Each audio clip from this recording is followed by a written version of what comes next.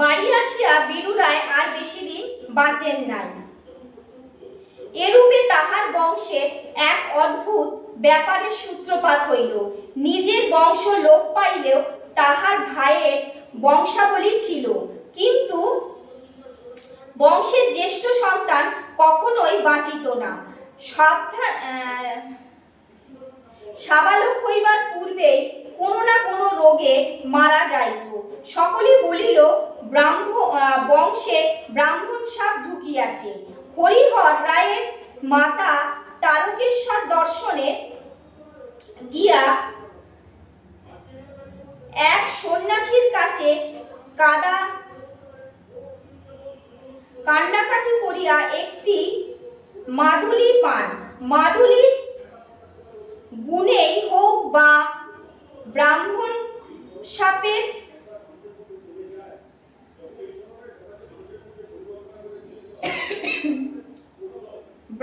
ব্রহ্মসাপের তেজ দুই পুরুষ পরে কর্পূরের মতো উভিয়া যাওয়ার ফলে হোক এই বয়সে হরিহর আজও বাঁচিয়া আছে। তার মানে যে এই বীরুরায়ের পরিবারের যে এতক্ষণ যে আমরা যেই বীরুরায় সম্পর্কে শুনলাম, সেই বীরুরায়েরই বংশধর হচ্ছে এই হরিহর রায়। হরিহর এখনো এই বয়স পর্যন্ত বেঁচে আছে। নালে শোনা যাচ্ছিল যে সাবালক হওয়ার পূর্বেই যে কোনো না কোনো রোগে মারা যেত। দিন কতেক পর খুকি সন্ধ্যার পর শুকাইয়া পড়িয়াছিল। বাড়িতে তাহার পিসিমা নাই। অদ্য 2 মাসের উপর হইল। একদিন তাহার মায়ের সঙ্গে কি ঝগড়া ঝাঁটি হইবার পর রাগ করিয়া দূর গ্রামে কোনো এক আত্মীয় বাড়িতে গিয়ে আছে। মানে হরিহরের স্ত্রীর সঙ্গে ঝগড়া হওয়ার পর কোনো একটা আত্মীয়ের বাড়ি গিয়ে আছে। মায়ের শরীর এতদিন বড় অপুট ছিল বলিয়া তাহাকে বলিবার কোনো লোক নাই। সম্প্রতি মা কাল হইতে আতুর ঘরে ঢোকা পর্যন্ত সে কখনো খায় কখন শোয় তাহা কেউ বড় দেখে না। মানে তার মা যেহেতু যখন আতুর ঘরে ঢুকছে, ঢোকার পর সেই বাচ্চা মেয়েটা কখন খাচ্ছে কখন শুচ্ছে কেউ দেখার লোক নেই।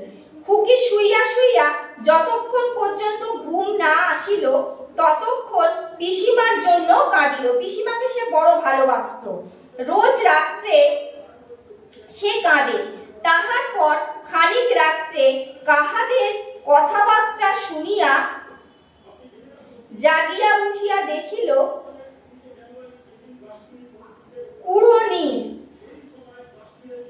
কুড়নির মা দাই রান্নাঘরে ছেঁচ তলায় দাঁড়াইয়া কথা বলিতেছে। পাড়ার নেড়ার ঠাকুমা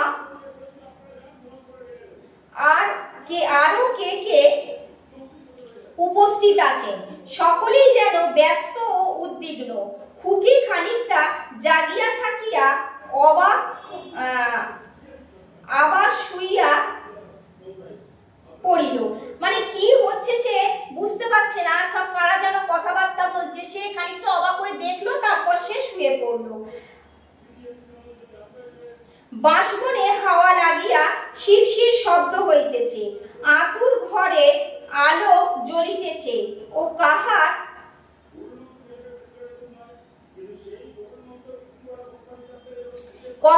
কাহারা কথাবার্তা কহিতেছে। দাওয়ায় জ্যোৎস্না পড়িয়াছে। ঠান্ডা হাওয়ায় একটু পরে সে ঘুমাইয়া পড়িল। খানিক রাত্রে ঘুমের ঘোরে একটা অস্পষ্ট আওয়াজ ও গোলমাল শুনিয়া আবার তাহার ঘুম ভাঙিয়া গেল। তাহার বাবা ঘর হইতে বাহির হইয়া আতুর ঘরের দিকে দৌড়িয়া ব্যস্তভাবে বলিতে বলিতে যাইতেছে, কেমন আছে খুড়ি? কি হয়েছে? আতুর ঘরের ভিতর হইতে কেমন ধরনের গলার আওয়াজটা সে শুনিতে পাইল। গলার আওয়াজটা তার মায়ের। অন্ধকারের মধ্যে ঘুমের ঘোরে সে কিছু বুঝিতে না পারিয়া চুপ করিয়া খানিকক্ষণ বসিয়া রইল। তাহার কেমন ভয় ভয় করিতেছিল। মা ওরকম করিতেছে কেন? কি হইয়াছে মায়ের? সে আরো খানিকক্ষণ বসিয়া থাকিয়া কিছু বুঝিতে না পারিয়া শুইয়া পড়িল এবং একটু পরে ঘুমাইয়া পড়িল। তারপরে সে জানে না কখন যে বিড়ালছানার ডাকে তাহার ঘুম ভাঙিয়া গেল। চট করিয়া তাহার মনে পড়িল পিসিমার ঘরের দাওয়ায় ভাঙা উনানের কাছে মেনি বিড়ালের ছানাগুলি সে বৈকাল বেলা লুকাইয়া রাখিয়া আসিয়াছিল। ছোট তুলতুলে ছানা কয়টি, এখনো চোখ ফোটে নাই। ভাবিল ওই যা, ওদের হুলো বেড়ালটা এসে বাচ্চাগুলোকে সব খেয়ে ফেলল ঠিক।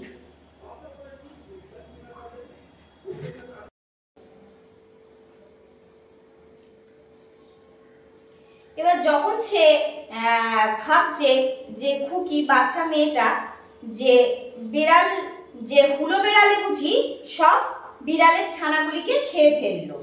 ঘুম চোখে উঠিয়া তাড়াতাড়ি সে অন্ধকারের মধ্যে পিসিমার দাওয়ায় গিয়া উনানের মধ্যে হাত পুড়িয়া দেখিল বাচ্চা কয়টি নিশ্চিন্ত মনে ঘুমাইতেছে।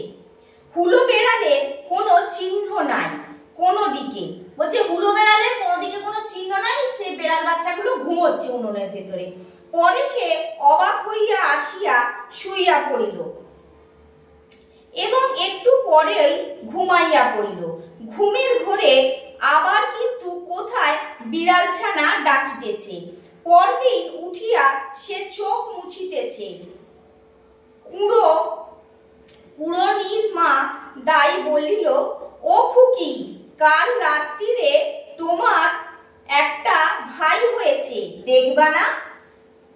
ও মা, কাল রাত্রিরে এত চেঁচামেচি, এত কাণ্ড হয়ে গেল, কোথায় ছিলে তুমি? যা কাণ্ড হইল কালপুরের পীরির দরগায় সিন্নি দেবানে বড্ড রক্ষে করেছেন রাত্রিরে। বলছে যে কাল রাত্রিরে এত কাণ্ড হয়ে গেল, সে বাচ্চা মেয়েটিকে বলছে তাহলে সে কোথায় ছিল বুঝতে পারিনি।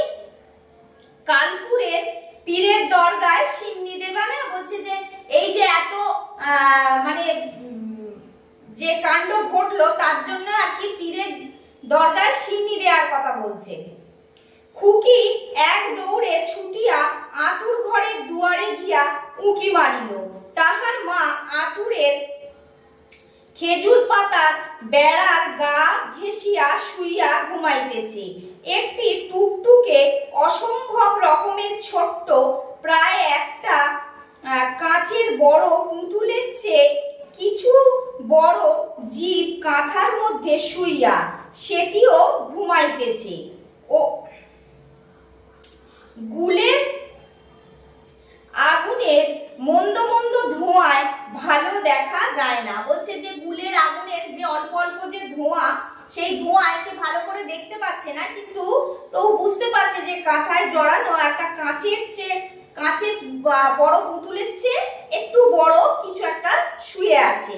সে খানিকক্ষণ দাঁড়াইয়া থাকিতে জীবটা চোখ মেলিয়া মিটমিট করিয়া চাহিয়া অসম্ভব রকমের ছোট্ট হাত দুটি নাড়িয়া নিতান্ত দুর্বল ভাবে অতি ক্ষীণ সুরে কাঁদিয়া উঠিল। এতক্ষণ পরে খুকি বুঝিল রাত্রিরে বিড়ালছানার ডাক বলিয়া যাহা মনে করিয়াছিল তাহা কি, অবিকল বিড়ালছানার ডাক। দূর হইতে শুনিলে কিছু বুঝিবার জো নাই। বলছে এবার সে বুঝতে পেরেছে যে আগের দিন রাত্রিরে যে সে একটু বিড়ালছানার যে শব্দ শুনতে পাচ্ছিল, এটা ঠিক সেরকমই, দূর থেকে শুনলে মনে হচ্ছে যে বেড়াল ছানারই শব্দ। হঠাৎ অসহায় অসম্ভব রকমের ছোট্ট নিতান্ত ক্ষুদে ভাইটির জন্য দুঃখে মমতার সহানুভূতিতে খুকির মন পরিপূর্ণ হইয়া উঠিল।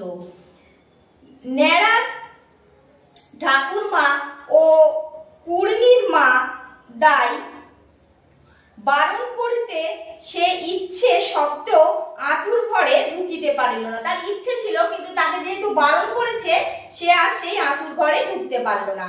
মা আঁতুর হইতে বাহির হইলে খোকার ছোট্ট দোলাতে দোল দিতে দিতে খুকি কত কি ছড়া গান করে, সঙ্গে সঙ্গে কত সন্ধ্যা দিনের কথা, পিসিমার কথা মনে আসিয়া তাহার চোখ জলে ভিজিয়া যায়। মানে এই সমস্ত ছড়া বলতে বলতে তার পিসিমার কথা মনে পড়ে যায় এবং তার চোখে জল চলে আসে। সে তো পিসিমাকে ভীষণ ভালোবাসে। এই রকম কত ছড়া যে পিসিমা বলিত, খোকা দেখিতে পাড়ার লোক ভাঙ্গিয়া আসে, মানে বাচ্চাটাকে দেখার জন্য পাড়া থেকে যত লোক দেখতে আসছে, সকলে দেখিয়া বলে ঘর আলো করা খোকা হয়েছে, কি মাথায় চুল, কি রং। বলা বলি করিতে করিতে যায়, কি হাসি দেখছো না দি, বলছে মানে এত সুন্দর হাসি, মানে খুব সুন্দর আর কি ফুটফুটে একটা খুকির ভাই হয়েছে। খুকি কেবল ভাবে তাহার পিসিমা একবার যদি আসিয়া দেখিত, সবাই দেখিতেছে, আর তাদের পিসিমা কোথায় গেল চলিয়া, আর কখনো ফিরিয়া আসিবে না। সে ছেলে মানুষ হলেও একটু বুঝিয়াছে যে এ বাড়িতে বাবা কি মা কেহই পিসিমাকে ভালোবাসে না, তাহাকে আনিবার জন্য কেহ গা করিবে না। দিন মানে পিসিমা পিসির ঘরের দিকে চাহিলে মন কেমন করে, ঘরের কবাটটা এক দিন খোলাই পড়িয়া থাকে, মানে ঘরের যে দরজাটা সেটাও এক দিন খোলাই পড়ে থাকে।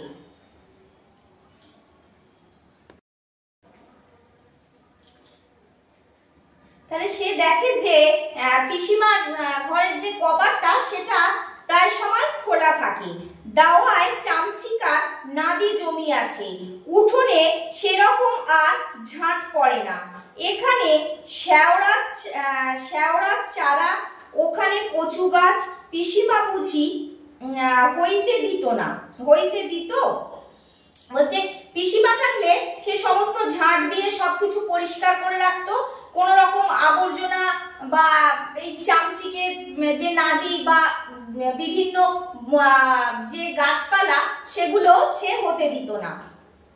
খুকির বড় বড় চোখ জলে ভাসিয়া যায়, সে ছাড়া কেউ সব সেই ছড়া সেই সব গল্প খুকি কি করিয়া ভোলে। বলছে খুকি সেই সব যে ছড়া পিসিমা বলতো সেগুলো সে কি করে ভুলবে। সেদিন হরিপালিতের মেয়ে আসিয়া তাহার কাছে বলিল, তোমাদের বুড়ি ঘাটের পথে দেখি মাঠের দিক থেকে একটা ঘটি আর পুঁটলি হাতে করে আসছে, এসে চক্রবর্তী মহাশয়ের বাটিতে ঢুকে বসে আছে, যাও দুর্গাকে পাঠিয়ে দাও, হাত ধরে ডেকে আনো, তাহলে রাত পড়বে এখন। বলছে যে একজন দেখেছে যে সে মাঠের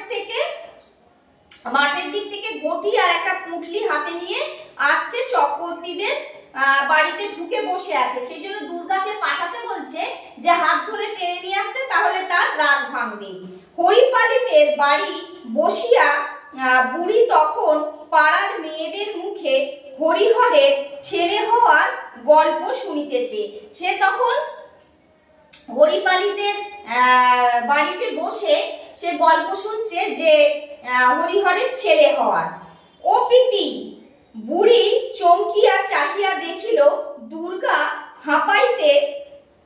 হাঁপাইতেছে, যেন অত্যন্ত ছুটিয়া আসিয়াছে। বুড়ি ব্যগ্রভাবে দুর্গাকে হাত বাড়াইয়া ধরিতে গেল। সঙ্গে সঙ্গে দুর্গা ঝাঁপাইয়া বুড়ির কোলে পড়িল। তাহার মুখে হাসি অথচ চোখে জল। উঠানে কি বউ যাহারা উঠানে ঝি বউ যাহারা উপস্থিত ছিলেন অনেকেরই চোখে জল আসিল। প্রবীণা হরিপালিতের স্ত্রী বলিলেন, দেও ঠাকুরজি, ও তোমার 8 জন্মের মেয়ে ছিল, সেই মেয়ে তোমার আবার ফিরে এসেছে। দুর্গার কথা বলছে, সে ও তোমার 8 জন্মের মেয়ে ছিল, যেহেতু দুর্গা পিসিকে অত ভালোবাসে তাই বলছি এই জন্মে সে ফিরে এসেছে।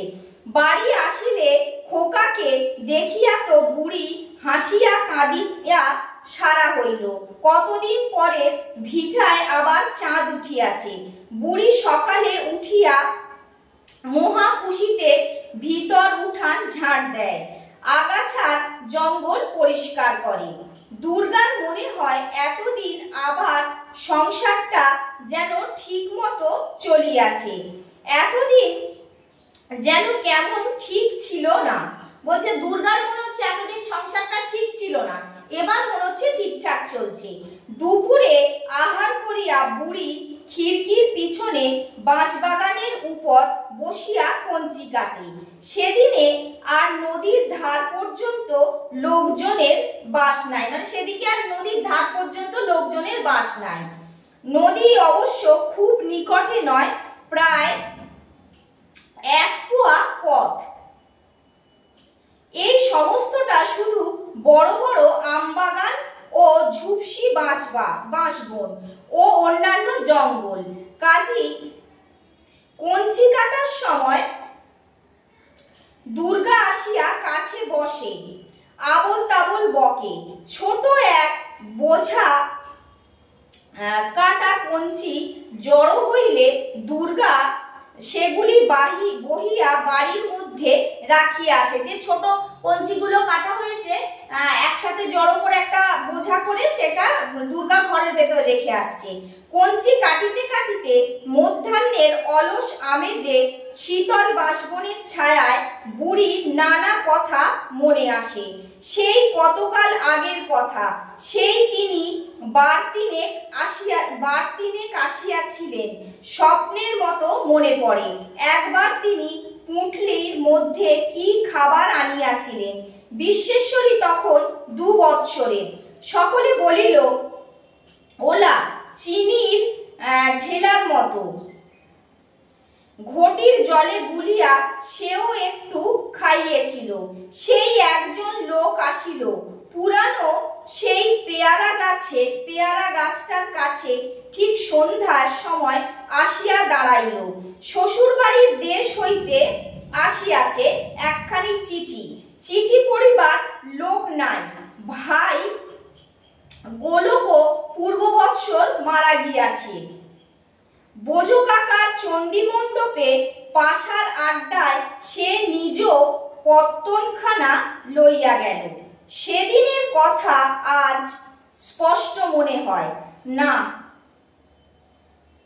জ্যাঠা, জ্যাঠা, মেজো জ্যাঠা, ব্রজ কাকা, ওপাড়ার পতিত রায়ের ভাই যদু রায়, আর ছিল গোলকের সম্বন্ধী ভজহরি।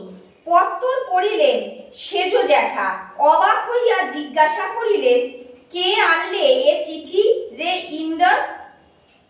তাহার উপর ইন্দ্রা ঠাকুরনকে বাড়ি আসিয়া তখন হাতের নোয়া ও প্রথম যৌবনের সাধের জিনিস বাপ মায়ের দেওয়া রূপোর পৈছে জোড়া খুলিয়া রাখিয়া কপালে সিঁদুর মুছিয়া নদীতে স্নান করিয়া আসিতে হইল। কত কালের কথা, সেসব স্বপ্ন হইয়া গিয়াছে, তবু যেন মনে হয় সেদিনে। তাহলে আমরা দেখছি যে ইন্দিরা ঠাকুরন তার শ্বশুর বাড়ি থেকে যে চিঠিটা এসেছিল সেইটা চণ্ডী মণ্ডপের পাশার পড়িয়েছিলেন এবং তার সেজ জ্যাঠাকে দিয়ে পড়িয়েছিলেন এবং সেইটা পড়ার পর জানতে পারা গেল যে ইন্দিরা ঠাকুরানীর স্বামী মারা গিয়েছেন, সেই জন্য তাকে যে এওস্ট্রিট যার চিহ্ন তাকে সেগুলো মুছে ফেলতে হয়েছিল। কিন্তু ইন্দিরা ঠাকুরন এখন সেই পুরানো কথা মনে করছেন এবং মনে হচ্ছে যে এটা যেন এই সেদিনের কথা, তিনি যেন চোখের সামনে সেটা মানে দেখতে পাচ্ছেন। নিবারণের কথা মনে হয়। নিবারণ নিবারণ ব্রজ কাকার ছেলে নিবারণ 16 বৎসরের বালক, ঠিক টকটকে গায়ের রং, কি চুল, ওই চণ্ডীমণ্ডপের পোতা জঙ্গলে ঢাকা পড়িয়া আছে। বাঁশবনের মধ্যে ওই ঘরে সে কঠিন জ্বর রোগে শয্যাগত হইয়া হইয়াও 2-3 দিন রহিল। আহা, বালক সর্বদা জল জল করিত। কিছু ঈশান কবিরাজ জল দিতে বারণ করিয়াছেন। ওই যে বাচ্চাটা বালকটার কথা বলছে, ছোট ছেলেটা, সে জল জল করত, কিন্তু কবিরাজ তাকে জল দিতে বারণ করিয়াছিল। মৌরীর পুটুলি হইতে একটু চুয়ানো হইতেছিল। নিবারণ 4th দিন রাতে তা মারা গেল। মৃত্যুর একটু আগেই সেই জল জল তাহার মুখে বুলি, তবুও এক বিন্দু জল তাহার মুখে ঠেকানো হয় নাই। সে মৃত্যুর আগে পর্যন্ত জল জল করছিল, কিন্তু তার মুখে কেউ এক ফোঁটা জল দেয়নি। সেই ছেলে মারা যাওয়ার পর 5 দিনের মধ্যে বড় খুড়ির মুখে কেউ জল দেওয়াতে পারে নাই। বলছে সেই ছেলে মারা যাওয়ার 5 দিনের মধ্যে বড় খুড়ির মুখে কেউ জল দিতে পারে নাই। 5 দিনের পর ভাসুর রামচাঁদ চক্রবর্তী নিজের ভাতিশবধূর ঘরে গিয়া হাত জোড় করিয়া বলিলেন, তুমি চলে গেলে আমার কি দশা হবে? এ বুড়ো বয়সে কোথায় যাব আমি? বড় খুড়ি বলিলেন, তুই চলে গেলে আমার কি দশা হবে? এই বুড়ো বয়সে কোথায় যাব আমি?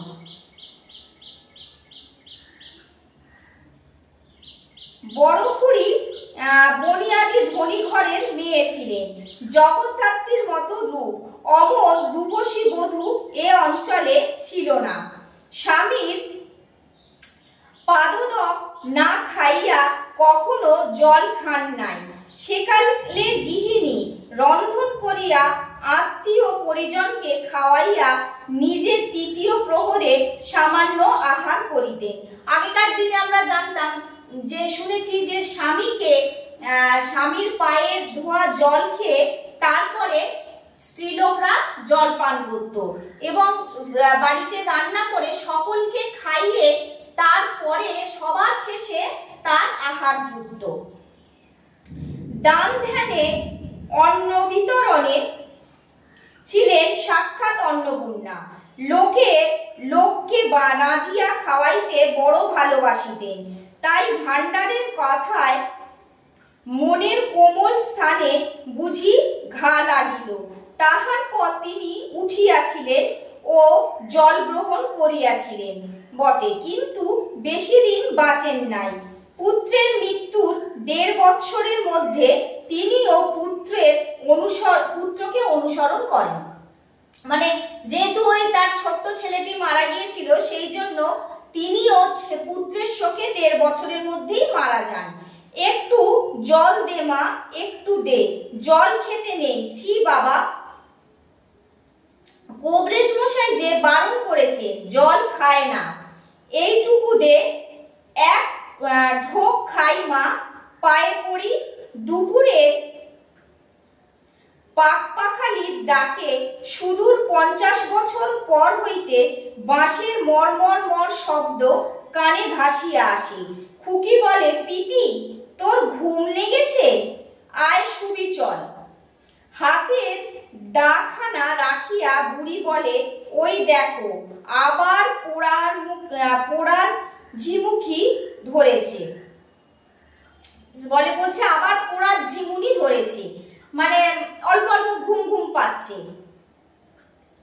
অবেলা এখন আর শোবে না মা, এইগুলো সঙ্গে করে রাখি, নিয়ে আয় দেখি এই ওই বড় আগালে ডাল। বলছে ওইগুলো সঙ্গে করে নিয়ে যেতে বলছে। যে বসে বসে তখন কঞ্চি কাটছিল আর নানা কিছু কথা চিন্তা ভাবনা করছিল। খোকা প্রায় 10 মাসের হইল, দেখিতে রোগা রোগা গড়ন, অসম্ভব রকমের ছোট্ট মুখখানি, দেখতে রোগা রোগা গড়ন, মুখখানি ছোট, নিচের মাড়িতে মাত্র দুখানি দাঁত উঠিয়াছে। কারণে অকারণে যখন তখন সে সেই দুখানি মাত্র দুধে দাঁতওয়ালা মাড়ি বাহির করিয়া হাসে। লোকে বলে, বৌমা তোমার খোকার হাসিটা বায়না করা, খোকাকে একটুখানি ধরাইয়া দিলে আর রক্ষা নাই, আপনা হইতে পাগলার মতো এত হাসি শুরু করিবে যে তাহার মা বলে, আচ্ছা খোকন আজ থামো, বড্ড হেসেছ, আজ বড্ড হেসেছ, আবার কালকের জন্য একটু রেখে দাও।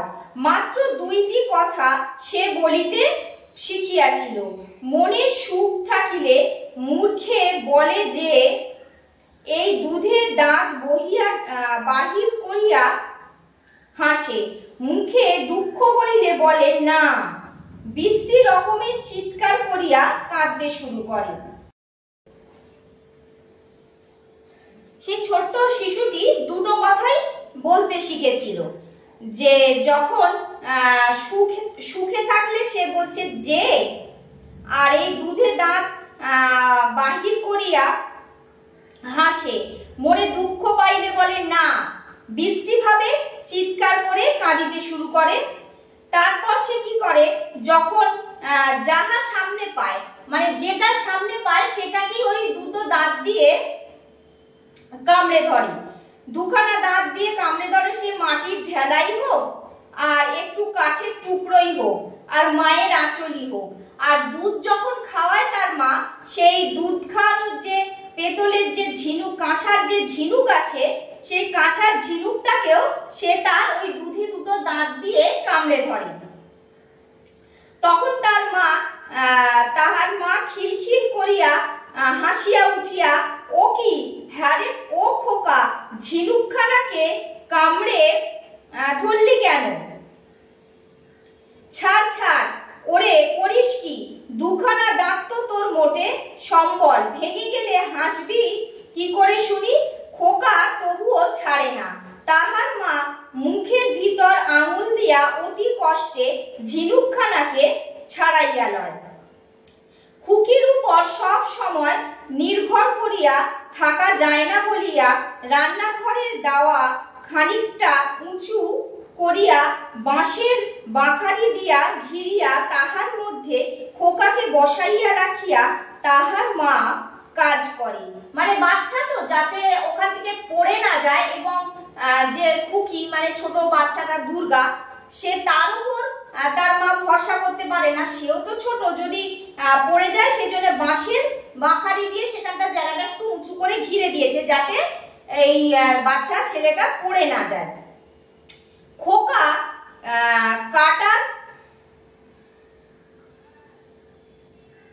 কাটরার মধ্যে শুনানি হওয়া ফৌজদারি মামলার আসামির মতো আটকে থাকিয়া কখনো আপন মনে হাসে, অদৃশ্য শ্রোতাগণের নিকট দুর্বোধ্য ভাষায় কি বলে, কখনো বাঁকারির বেড়া ধরিয়া দাঁড়াইয়া উঠিয়া বাঁশবনের দিকে চাহিয়া থাকে।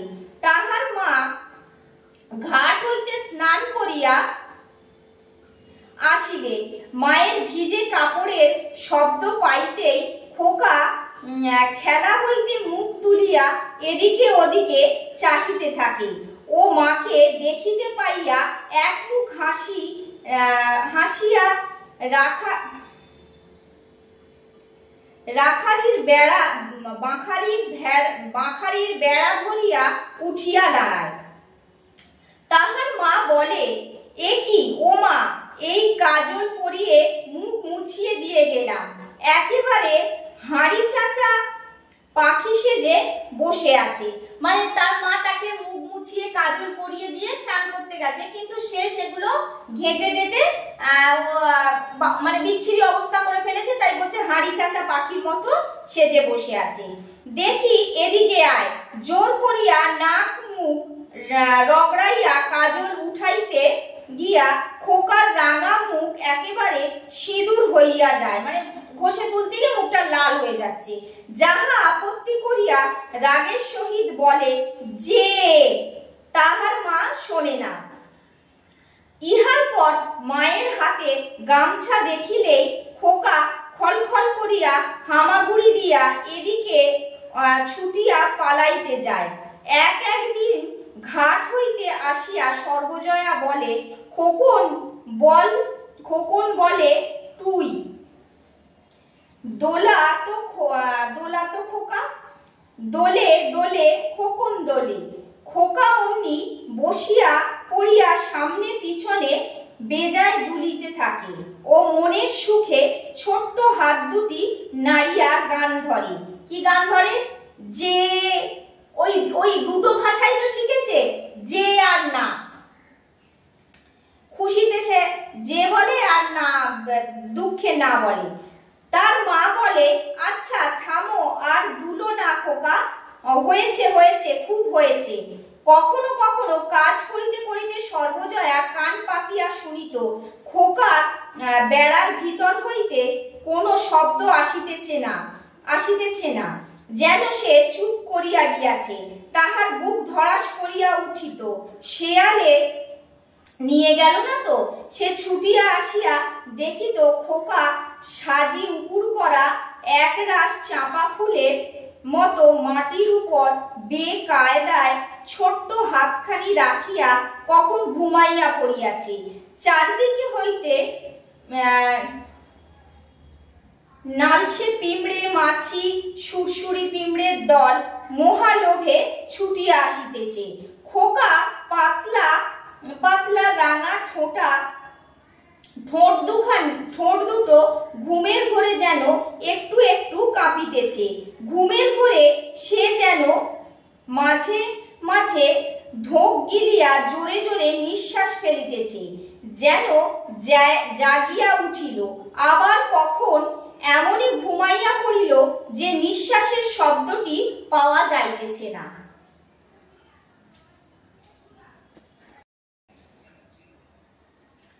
সকাল হইতে সন্ধ্যা হইতে অনেক রাত্রি পর্যন্ত তাহাদের বাঁশবাগানের ধারে নির্জন বাড়িখানা 10 মাসের শিশুর অর্থহীন আনন্দ গীতি ও অবোধ কলহাস্যে মুখরিত থাকে।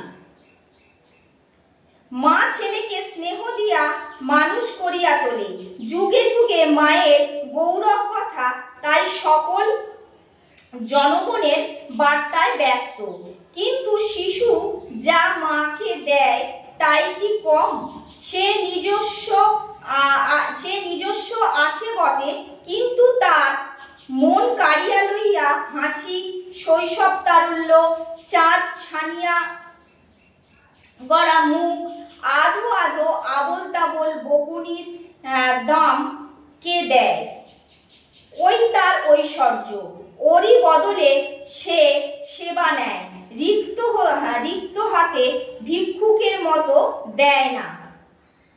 একদিন যখন হরিহর বাজারের হিসাব কি নিজের লেখা লইয়া ব্যস্ত থাকে, সর্বজয়া ছেলেকে লইয়া গিয়া, ওগো ছেলেটাকে একটু ধরো না, মেয়েটা কোথায় বেরিয়েছে? ঠাকুরঝি গিয়াছে ঘাটে, ধরো দেখি একটু। আমি নাইব না? ছেলে ঘাড়ে করে বসে থাকলেই হবে?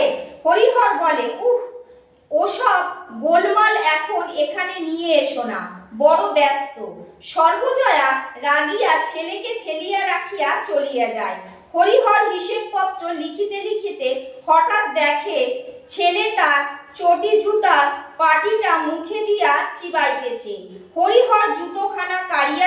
বলে, দেখো বাঁধিয়ে গেল এক কাণ্ড, আছি একটা কাজ নিয়ে।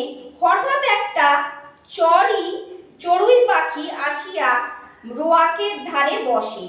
খোকা বাবার মুখের দিকে চাহিয়া অবাক হইয়া সেদিকে দেখাইতে হাত নাড়িয়া বলে যে, হরিহরের বিরক্ত দূর হইয়া গিয়া ভারী মমতা হয়। অনেকদিন আগে এক রাত্রির কথা মনে পড়ে। নতুন পশ্চিম হইতে আসিয়া সেদিন সে গ্রামের সকলের পরামর্শে শ্বশুর বাড়ি স্ত্রী আনিতে গিয়াছিল। দুপুরের পর শ্বশুর বাড়ির গ্রামের ঘাটে নৌকা পৌঁছিল। বিবাহের পর একটিবার মাত্র সেখানে আসিয়াছিল। পথঘাট মনে ছিল না।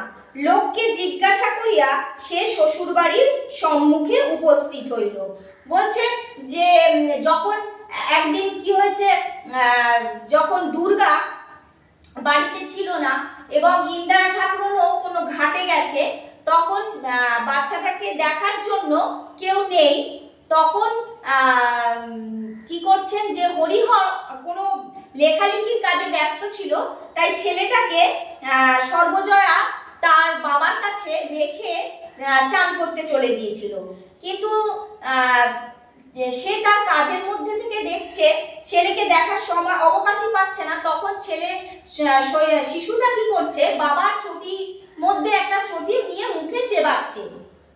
সেটা দেখে বাবা বিরক্ত হচ্ছে, কিন্তু তারপরে দাওয়ায় একটা যে চড়াই পাখি বসছে সেটাকে যখন সে তার ইশারায় বাবাকে দেখাচ্ছে, তখন তার বাবার মধ্যে একটা মমতা চিহ্ন দেখতে পাওয়া যাচ্ছে। এবং সেই সময় তখন তার বাবা তার পুরানো একটা দিনে যখন তার শ্বশুর বাড়িতে তার স্ত্রীকে আনতে গিয়েছিল, সেই ঘটনা তার মনে পড়ছে।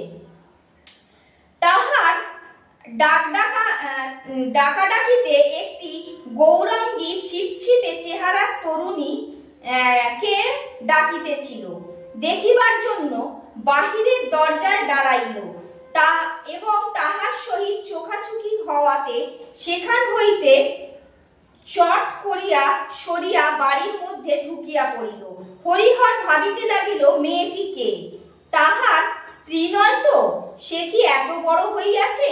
মানে সে যখন বিয়ে করে রেখে, আগেই বলেছি যে হরিহর অনেকদিন বিদেশে চলে গিয়েছিল, সেই জন্য হরিহর ফিরে যখন এসেছে, তার স্ত্রীকে তো বহুদিন দেখেনি, সে ছোটবেলায় বিয়ে করেছে। যে মেয়েটাকে দেখছে সে শ্বশুরবাড়ি গিয়ে, সেটাই ভাবছে যে এটা কি তার স্ত্রী, সে কি এত বড় হয়ে গেছে। রাত্রিরে সন্ধান মিলিল। সর্বজয়া দারিদ্র হইতে রক্ষিত তাহার মায়ের একখানা লালপাড় মটকা শাড়ি পরিয়া অনেক রাত্রে ঘরে আসিল। হরিহর চাহিয়া দেখিয়া বিস্মিত হইল। 10 বৎসর আগেকার সেই বালিকা পত্নীর কিছুই আর এই সুন্দরী তরুণীতে নাই।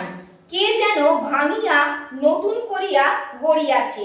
মুখের সেই কচি ভাবটুকু আর নাই বটে, কিন্তু তাহার স্থলে যে সৌন্দর্য ফুটিয়াছে তাহা যে খুব সুলভ নহে, হরিহরের সেইটুকু বুঝিতে দেরি হইল না। হাতে পায়ের গঠন গতিভঙ্গি সবই নিখুঁত ও নতুন।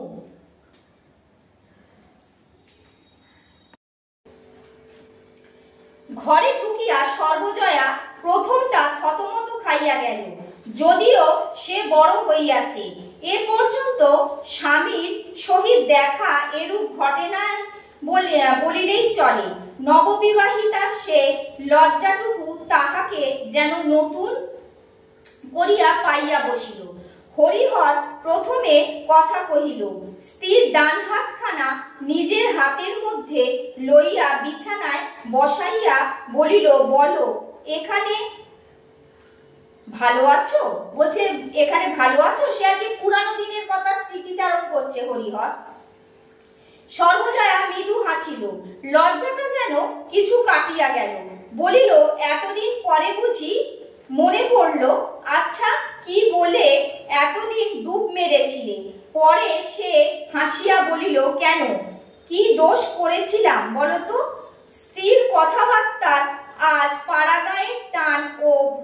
সেইটুকু হরিহরের নতুন ও ভারী মিষ্টি বলিয়া মনে হইল।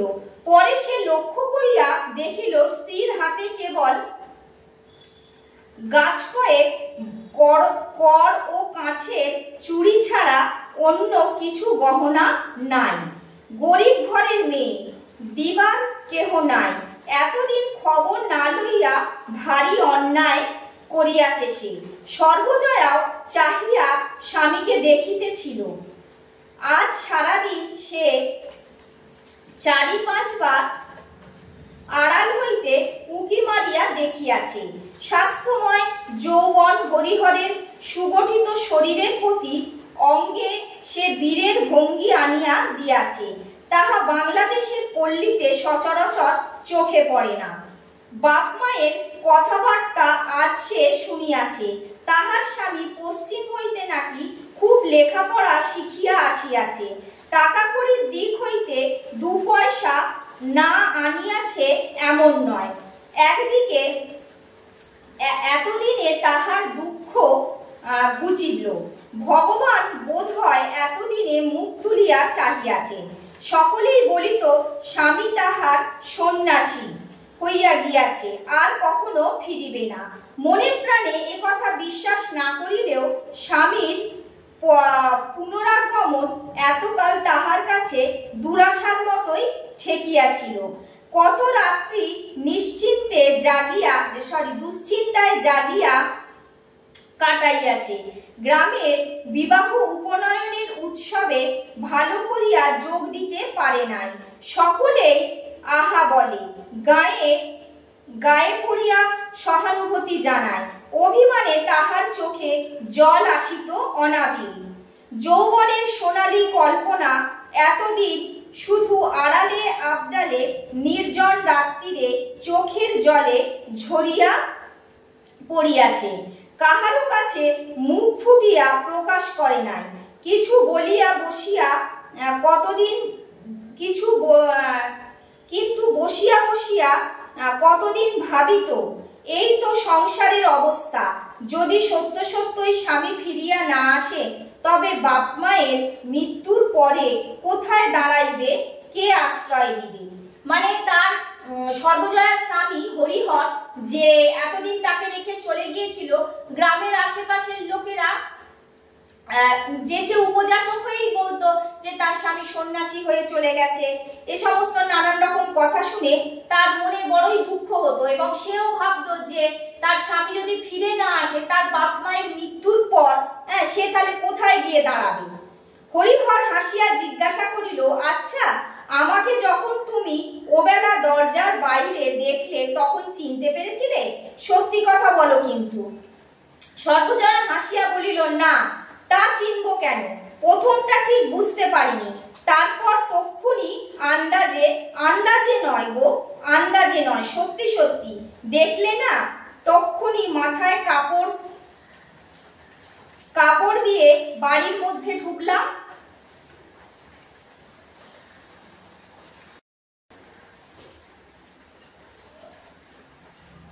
তারপর একটু চুপ করিয়া থাকিয়া আবার জিজ্ঞাসা করিল, আচ্ছা, তুমি বলো তো, আমায় চিনতে পেরেছিলে? বলো তো। গা ছুঁয়ে নানা কেজো অকেজো কথাবার্তায় রাত বাড়িতে লাগিল। পরলোকগত দাদার কথা উঠিতে সর্বজয়ার চোখে জল আর বাঁধ মানে না। হরিহর জিজ্ঞাসা করিল, বিনার বিয়ে কোথায় হলো? ছোট শালীর নাম জানিত না, আজই শ্বশুরের মুখে শুনিয়াছে।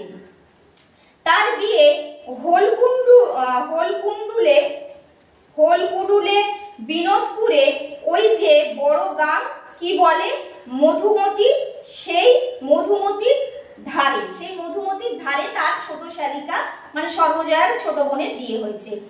একটা প্রশ্ন বারবার সর্বজয়ার মনে আসিতে লাগিল, স্বামী তাহাকে লইয়া যাইবে তো? না, দেখাশোনা করিয়া আবার চলিয়া যাইবে সেই কাশি গয়া।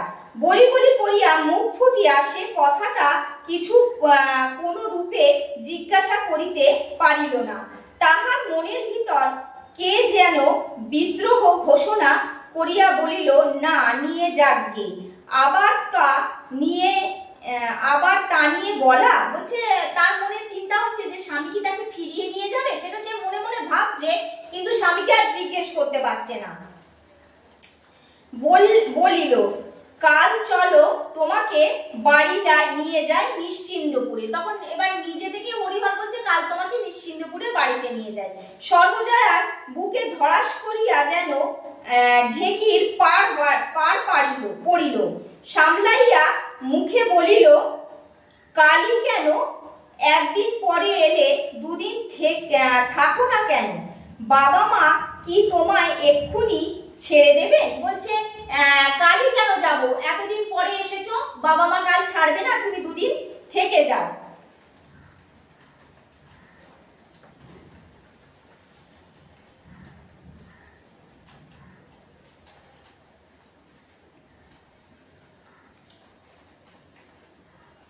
পরশু আবার আমার বকুল ফুলের বাড়ি তোমার নেমন্তন্ন করে গিয়েছে। বলছে ওর যে বকুল ফুল আছে পরশু নেমন্তন্ন করে গিয়েছে। কে তোমার বকুল ফুল?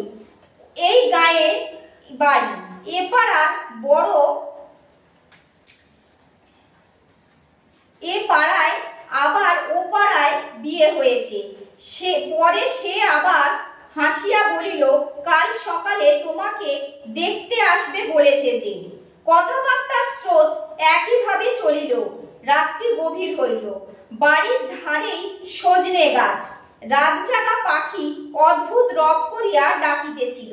হরিহরের মনে হইল বাংলার এই নিভৃত পল্লী প্রান্তের বাঁশবনের ছায়ায় একখানি স্নেহব্যগ্র গৃহকোণ যখন তাহার আগমনের আশায় মাসের পর মাস, বৎসরের পর বৎসর অভ্যর্থনা সজ্জা সাজাইয়া প্রতীক্ষা করিয়াছে, কিসের সন্ধানেই সে তখন পশ্চিমে অনুবর্তন পরিচিতি মরুপাহাড়ের ফাঁকে ফাঁকে গৃহহীন নিরাশ্রয়ের ন্যায় ঘুরিয়া মরিতেছিল যে।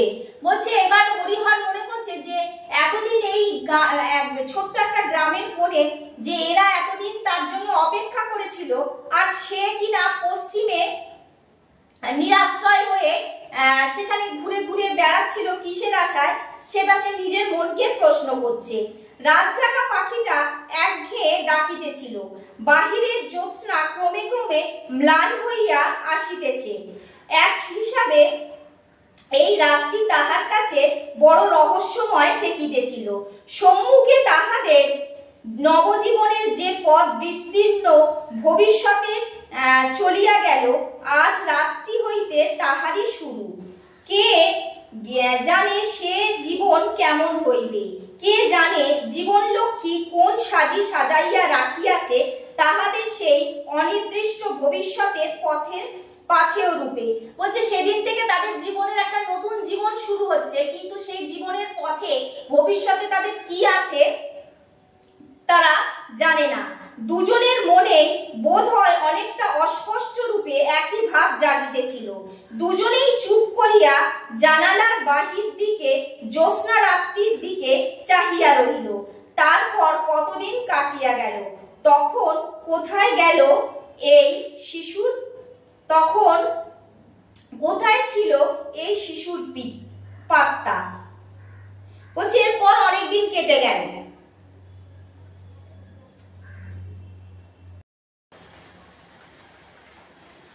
ইন্দ্র ঠাকুরন ফিরিয়া আসিয়াছে ৬-৭ মাস হইল। সর্বজয়া কিন্তু ইহার মধ্যে একদিনও বুড়ির সঙ্গে ভালো করিয়া কথা কহে নাই। আজকাল তাহার আরো মনে হয় যে বুড়ি ডাইনি সাতকুল খাগিটাকে তাহার মেয়ে যেন তাহার চেয়ে ভালোবাসে। হিংসা তো হয়, রাগও হয়। মানে বলছে যে সর্বজয়ার ভীষণ হিংসা হয় যে তার মেয়ে, সে মনে মনে ভাবে যে তার মেয়ে তার চেয়ে বেশি ওই ইন্দিরা ঠাকুরন পিসিকে বেশি ভালোবাসে। পেটের মেয়েকে পর করিয়া দিতে দুবেলা কথায় কথায় বুড়িকে সময় থাকিতে পথ দেখিবার উপদেশ ইঙ্গিত জানাইয়া দেন। মানে সময় থাকতে থাকতে ইন্দিরা ঠাকুরনকে পথ দেখি মানে অন্যত্র চলে যাওয়ার জন্য আর কি ইঙ্গিত দিত। সে পথ কোন দিকে জ্ঞান হইয়া অবধি আজ পর্যন্ত সত্তর জানে নাই আর কি।